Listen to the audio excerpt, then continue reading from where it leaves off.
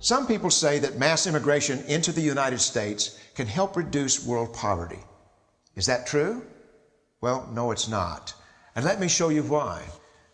This gumball represents the 1 million legal immigrants that the United States has taken every year on average since 1990. Now, who in the world deserves our humanitarian compassion? The World Bank has one measure of the desperately poor of the world. They make less than $2 a day. And how many people make less than $2 a day in the world? Well, let's start with Africa. In Africa alone, there are 650 million people who make less than $2 a day. 650 million. And in India, another 890 million people, desperately poor. China adds another 480 million people, making less than $2 a day. And unfortunately, the rest of Asia has a heartbreaking 810 million people who the World Bank says make less than $2 a day.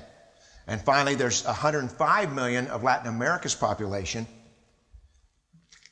that are desperately poor. All told, the World Bank says there are 3 billion people in the world, 3 billion people who are desperately poor, making less than $2 a day. That's 3,000 gumballs. And every year, we take 1 million and suggest that we've somehow made a humanitarian difference. Of course, we don't pull our immigrants from these desperately poor populations, do we? These people are too poor, too sick, too disconnected to make it here as immigrants. We tend to pull our immigrants out of the better off poor of the world. And Mexico tends to define the type of immigrant that we bring here because the plurality of people come from Mexico. And Mexico is poor. How many people in the world live in countries that have average incomes lower than that of Mexico? And the World Bank tells us that that number is these 3 billion plus another 2.6 billion people. 5.6 billion people in the world who live in countries with average incomes below that of Mexico.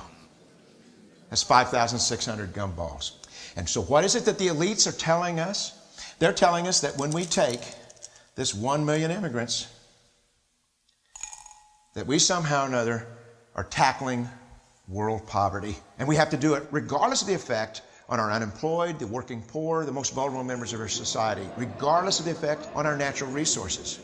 Even if we went by the most radical proposals in Washington, which are to actually double our immigration to 2 million a year, which would totally overwhelm our physical, natural, and social infrastructures, we couldn't make a noticeable difference. And we may be really hurting the impoverished people of the world because the million that we do take are among the most energetic, often the better educated, certainly the most dissatisfied people that if they did not immigrate would be the agents for change to improve the lot of all the people in these countries. The true heroes in the global humanitarian field are the people in these countries who have the wherewithal to immigrate to another country, but instead stay in their countries, to apply their skills to help their fellow countrymen. Unfortunately, our immigration system tends to entice these very type of people to abandon their countrymen. The impossibility of making even a dent is actually worse than it looks here. Because last year, when we took 1 million immigrants, these countries added, births over deaths, 80 million more people into the impoverished populations. And this year, Congress is bringing in 1 million legal immigrants. And this year, according to the United Nations, these countries are expected to add another 80 million people.